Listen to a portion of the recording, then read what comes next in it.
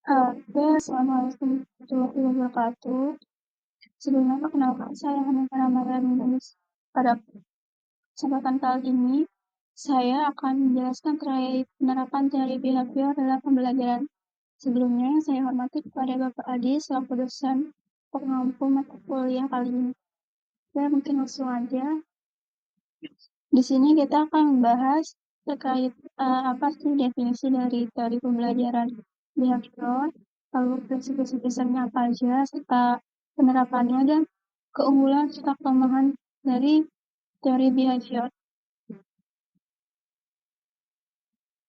Dan selanjutnya ke definisi. Cara belajar behavioristik adalah sebuah teori yang mempelajari tingkah laku manusia.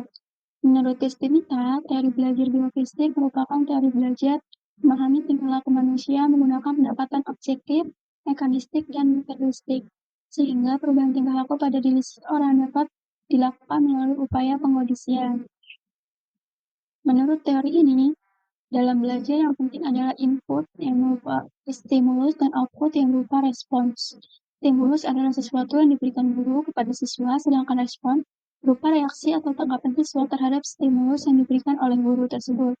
Proses yang terjadi antara stimulus dan respon tidak penting untuk diperhatikan karena tidak dapat diamati dan tidak dapat diukur. Yang dapat diamati adalah stimulus dan respon. Oleh karena itu, apa yang diberikan oleh guru, yaitu stimulus, dan apa yang diterima oleh siswa atau respon harus dapat diamati dan diukur. Oke, selanjutnya di sini ada tokoh-tokoh dalam teori behavioristik. Pertama ada John Broadus Watson. Dipengaruhi ide-ide oleh Pavlov, Watson berpendapat bahwa perilaku dibentuk melalui asosiasi rangsangan dan respon. Watson secara aktif menentang pendekatan psikologi yang berfokus pada pemahaman internal dan pikiran manusia seperti psikoanalisme dan strukturalisme. Watson menganggap bahwa pendekatan tersebut kurang ilmiah dan memperkenalkan perspektif behavioristik yang lebih objektif dan dapat diobservasi. Lalu yang kedua di sini ada tokoh Ivan Petrovich Pavlov. Tokoh yang menemukan proses di mana rangsangan yang asli dan netral dipasangkan dengan unsur penguat secara berulang-ulang. Lalu yang ketiga ada tokoh Burgers Frederick Skinner, atau mungkin kita kenal dengan Skinner. Latar belakang pengembangan teori behaviorisme oleh Skinner yaitu rasa tertariknya pada studi perilaku manusia dan bagaimana perilaku dapat dipengaruhi oleh konsekuensi yang mengikuti.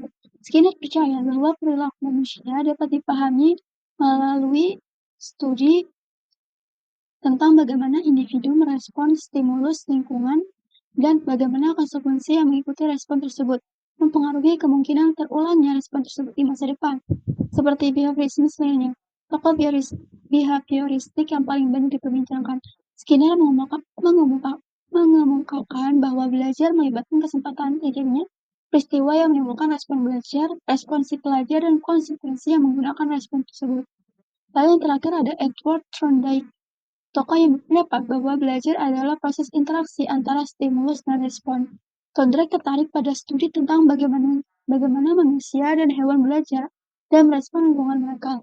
Thorndike melakukan eksperimen menggunakan sebuah kucing yang ditempatkan dalam kandang yang memiliki sebuah bel yang dapat membuka lubang. Dalam beberapa percobaan, kucing mencoba berbagai respons seperti mengeong, mencakar, melompat, dan berlari-larian. Tapi semua upaya tersebut tidak berhasil membuka pintu kandang. Dari keempat tokoh tersebut dapat disimpulkan bahwa teori behaviorisme berfokus pada bagaimana perilaku manusia dapat dipengaruhi oleh lingkungan melalui hubungan antara stimulus dan respon. Selanjutnya masuk ke dalam prinsip dasar dari teori behaviorisme. Menurut Mukiman tahun 97, beberapa prinsip, yaitu pertama, teori belajar behavioristik beranggapan yang dimakan belajar adalah perubahan tingkah laku. Seseorang dikatakan telah belajar jika bersangkutan dapat menunjukkan perubahan tingkah laku. Prinsip yang kedua adalah teori ini beranggapan yang terpenting dalam belajar adalah adanya stimulus dan respon. Karena hal ini dapat diamati, sedangkan apa yang terjadi dianggap tidak penting karena tidak dapat diamati. Dan yang ketiga ada penguatan, yakni apa saja yang dapat menguatkan timbulnya respon merupakan faktor penting dalam belajar. Selanjutnya penerapan dari Penerapan teori behavioristik belajar.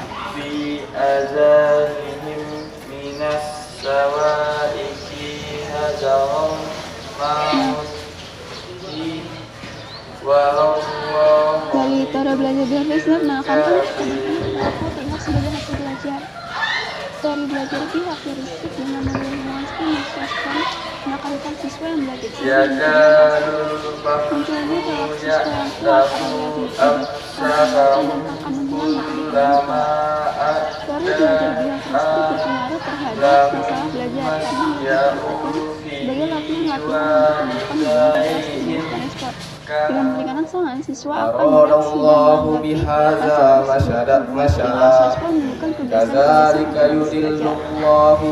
Inilah salah satu contoh dari penerapan teori behavioristik. Yaitu di sini terdapat video, bisa kita lihat bersama-sama bahwa mereka sudah terlambat datang ke sekolah dan diberikan sebuah sanksi atau hukuman yaitu membaca beberapa surat Al-Quran.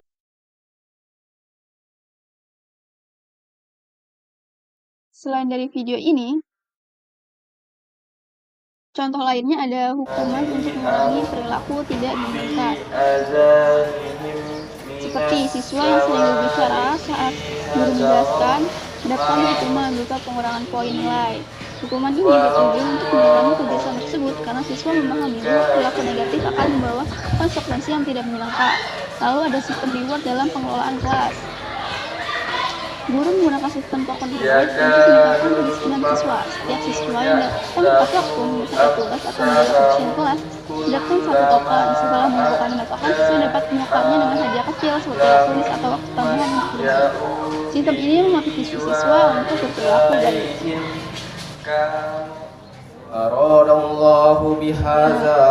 Selain itu juga, Kadzalika yudillullahu man yasha wa yahdi man yasha wa ma ya'lamu junuda rabbika illa hu wa ma hiya illa dzikra lil bashar atau berani untuk kalla wal pertanyaan qamar dari guru, kita wal bisa laili memberikan iz sebuah apresiasi. was Kata-kata subhi seperti, iza asfar wah kamu pintar, innaha la ihdal kubar. Walau seperti itu, tentu saja setiap teori memiliki keunggulan dan kelemahannya masing-masing. Dari teori behavioristik, keunggulannya yaitu fokus pada perilaku yang terukur dan teramati. Keunggulan utama teori ini adalah berfokus pada hasil yang konkret, yaitu perubahan perilaku yang dapat diukur dan diamati. Efektif dalam membentuk kebiasaan melalui pengulangan dan penguatan. Teori behaviorisme sangat efektif untuk membentuk kebiasaan baru dan memperkuat perilaku yang diinginkan. Penggunaan penguatan dan hukuman yang sistematis. Dengan penguatan positif dan negatif, guru atau pelatih dapat meningkatkan motivasi siswa untuk belajar. Hukuman juga dapat digunakan untuk mengurangi perilaku yang tidak diinginkan. Mudah dipahami dan diterapkan. Prinsip-prinsip behaviorisme relatif sederhana sehingga mudah dipahami dan diterapkan oleh guru, pelatih, ataupun orang tua, tanpa memerlukan pemahaman mendalam tentang psikologi. Walau begitu, teori ini juga mempunyai kelemahan. Nah, dalam teori behaviorisme, pembelajar dianggap sebagai individu yang pasif karena perilaku mereka tergantung pada hubungan stimulus dan respon. Perilaku tertentu dapat terbentuk melalui pembiasaan menggunakan metode tertentu. Perilaku akan muncul melalui penguatan, sementara perilaku akan hilang melalui hukuman. Seperti yang sudah dijelaskan sebelumnya. Nah, akibatnya proses pembelajaran dalam pendekatan ini terasa membatasi kebebasan serta kreativitas dari siswa ini. Serta mengembangkan kemampuan individu secara mandiri. Tapi dari perspektif humanis, behaviorisme ditemukan kekurangan di bidang hubungan antara guru dan murid. Ini karena behavioris percaya bahwa guru paling tahu kapan harus memutuskan apa yang dihargai atau dihukum. Guru memberikan tindakannya sebagai kepentingan anak. Bagi kaum humanis, hubungan behavioris antara guru dan murid tidak setara karena itu kontras dengan pendekatan humanis. Dan terakhir adalah kurangnya pemahaman mendalam mengakibatkan pendekatan behavioristik seringkali hanya berfokus pada pembentukan perilaku yang dapat diamati secara eksternal, tanpa memberikan pemahaman yang lebih mendalam tentang materi atau konsep yang dipelajari. Ini dapat menyebabkan pembelajaran yang sekadar mekanis atau hafalan tanpa pemahaman yang mendalam. Sementara itu, pendekatan pembelajaran yang lebih kognitif atau konstruktif berusaha untuk memahami bagaimana siswa memperoleh pengetahuan dan membangun pemahaman yang bermakna. Salah satu kritik terhadap teori behavioristik adalah fokusnya yang terlalu sempit pada perilaku yang terlihat secara langsung. Oke, kesimpulannya adalah teori behaviorisme menekankan hubungan antara stimulus dan respon dalam pembelajaran. Penerapannya sering terlihat dalam pengelolaan perilaku siswa melalui sistem penguatan, yaitu positif atau negatif, serta hukuman untuk membentuk kebiasaan yang diinginkan. Sebagai refleksi pribadi, teori ini sangat penting untuk meningkatkan kualitas pembelajaran, terutama dalam membangun kebiasaan positif pada siswa. Penguatan positif seperti pujian terbukti meningkatkan motivasi dan rasa percaya diri siswa. Selain itu, teori ini sangat efektif dalam mengajarkan keterampilan dasar melalui latihan berulang dan penguatan langsung. Dalam pengalaman saya, sistem reward dan punishment juga membantu menciptakan lingkungan kelas yang lebih kondusif, sehingga proses belajar berjalan lebih efektif. Namun saya menyadari bahwa teori ini memiliki keterbatasan, seperti kurangnya perhatian terhadap aspek berpikir kritis dan emosi siswa. Oleh karena itu, saya percaya bahwa teori ini akan lebih efektif jika dikombinasikan dengan pendekatan lain seperti kognitivisme atau konstruktivisme untuk menciptakan pembelajaran yang lebih menyeluruh. Secara keseluruhan, meskipun memiliki kelemahan, teori behaviorisme tetap relevan dan berperan penting dalam membentuk perilaku dan keterampilan dasar siswa. Kurang lebih seperti itu penjelasan saya terkait penerapan teori behavioristik dalam pembelajaran. Wassalamualaikum warahmatullahi wabarakatuh.